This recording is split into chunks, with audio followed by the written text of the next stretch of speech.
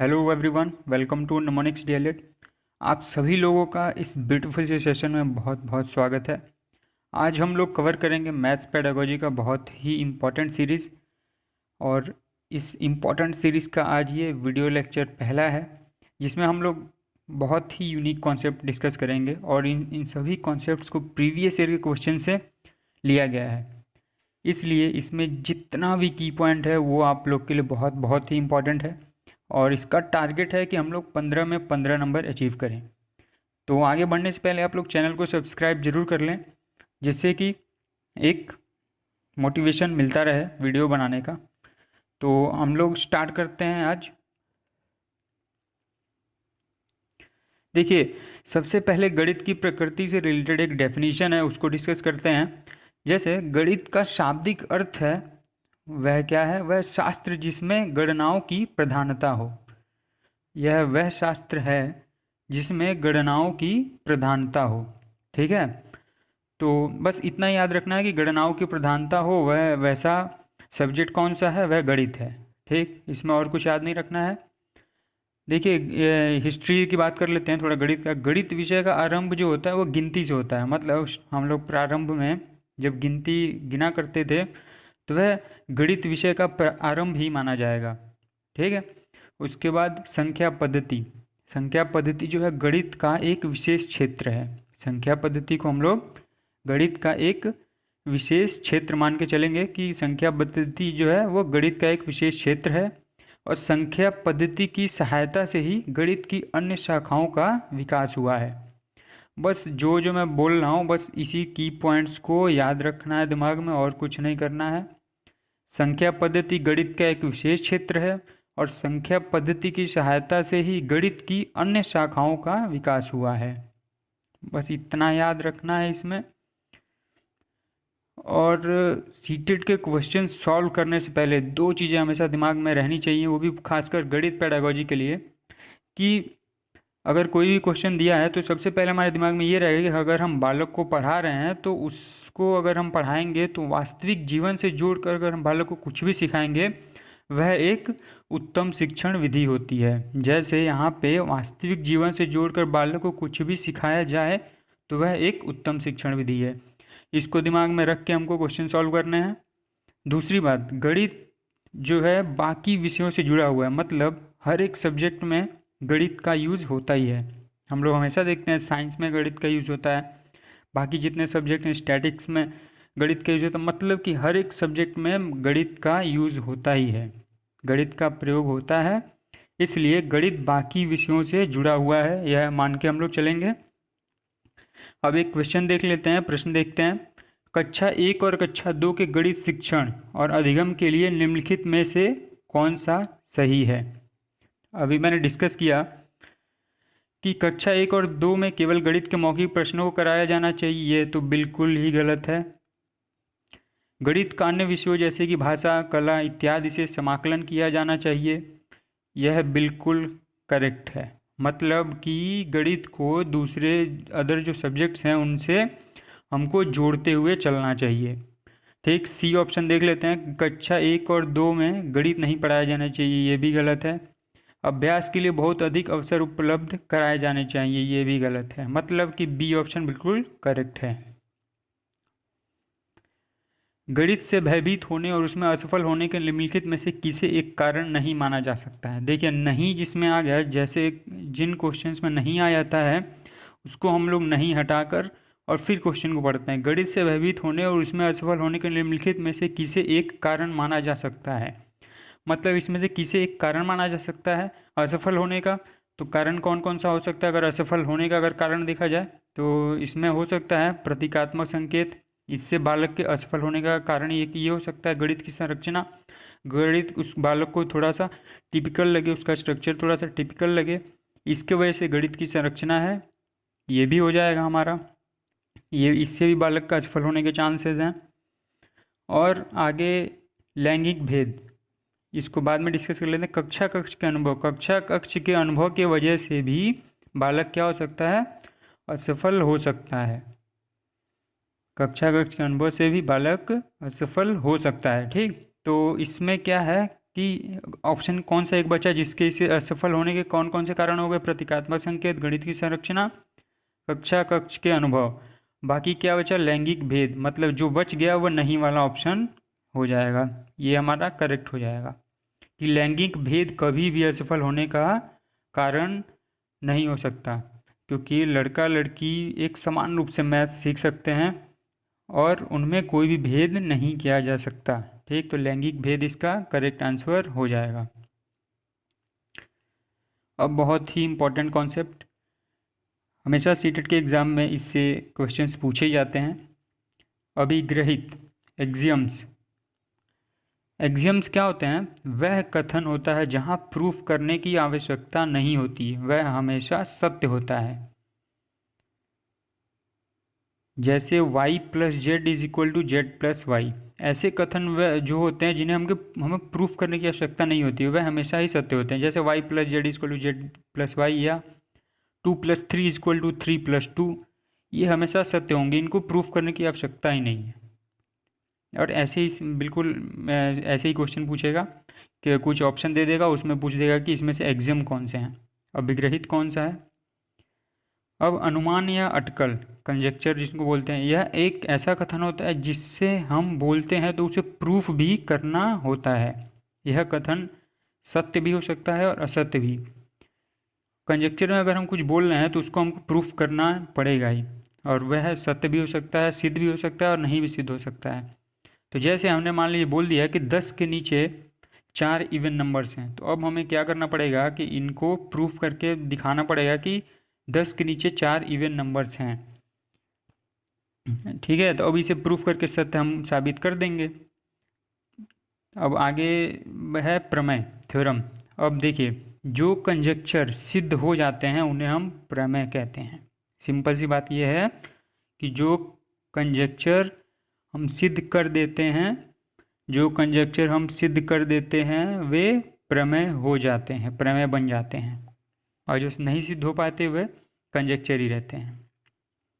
अब इसी से रिलेटेड एक प्रश्न है, निम्नलिखित कथनों को पढ़िए। अभिग्रहित प्रस्ताव है जिन्हें मान लिया जाता है, अभिग्रहित विशेष प्रमेय है, अभिग्रहित परिभाषाएं, अभिग्रहित को सिद्ध करने पर वह प्रमेय बन जाता है। सबसे पहला ऑप्शन देखते हैं, अभिग्रहित प्रस्ताव है जिन्हें मान लिया जाता है, जो हमेशा सही रहता है वो सही है, ये हमेशा सिद्ध हुआ रहता है, इसको प्रूफ करने की आवश्यकता नहीं होती। अभिग्रहित विशेष प्रमेय है, यह बिल्कुल गलत है। अभिग्रहित परिभाषाएं हैं, ये भी गलत है। अभिग्रहित को सिद्ध करने पर वह प्रमेय बन जाता है, ये तो बिल्कुल गलत है, क्योंकि कंजक्चर को सिद्ध करने पर वह प्रमेय बनता है, तो ये भी गलत हो गया। तो ऑप्शन हमारा ओनली ए, केवल एक जो है सही हो जाएगा।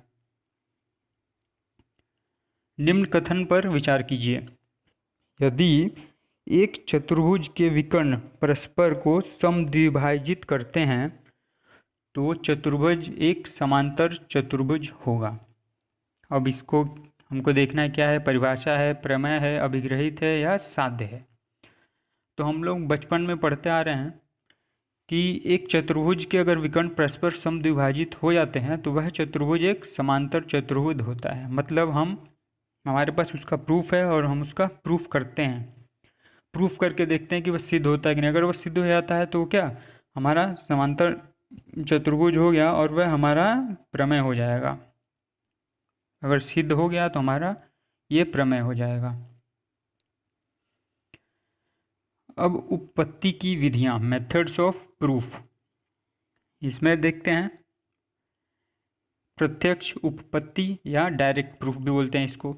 तो यह एक ऐसा प्रूफ है जिसमें जैसा कथन ने दिया रहता है सेम वैसा वैसा हम लोग करते जाएंगे, तो डायरेक्ट प्रूफ के अंतर्गत आता है। जैसे दो विषम पूर्णांकों का जोड़ सम होता है, जैसे दो विषम पूर्णांकों का जोड़ सम होता है। यहाँ पे दो विषम पूर्णांक दिए हैं तो हम लोग क्या करेंगे, दो विषम पूर्णांक यहाँ पे दिया हुआ है तो हमने मान लिया m और n विषम पूर्णांक हैं।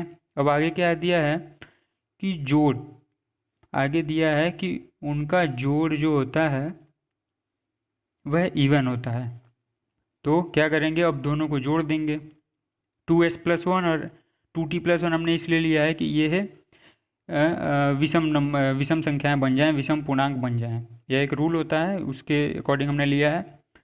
तो ये हमारे दो विषम संख्याएं हुई, अब आपस में इनको जोड़ेंगे n+m हो जाएगा। अब n+m करने के बाद फाइनली हमको क्या मिलेगा, 2s+t+1। तो किसी भी संख्या को अगर 2 से गुणा करेंगे तो वह इवन नंबर ही बनता है, तो यहाँ पे n+m हमारा इवन हो जाएगा। यहाँ देखिए मेन बात समझने की है, यहाँ ये जितना बताया गया बस एक बताया गया है तरीका कि डायरेक्ट प्रूफ होता क्या है। डायरेक्ट प्रूफ ये होता है कि डायरेक्ट हम लोग उसको सॉल्व करते जाएंगे, जैसा कथन दिया रहेगा वैसा वैसा करते जाएंगे, वो लास्ट में प्रूफ हो जाएगा। बस ये प्रत्यक्ष उत्पत्ति है, इसमें ज़्यादा मत्था मारने की ज़रूरत नहीं है, बस डायरेक्ट प्रूफ यही होता है। अब प्रतिवाद द्वारा उत्पत्ति, प्रूफ बाय कॉन्ट्रडिक्शन, या इसको इनडायरेक्ट प्रूफ भी बोलते हैं।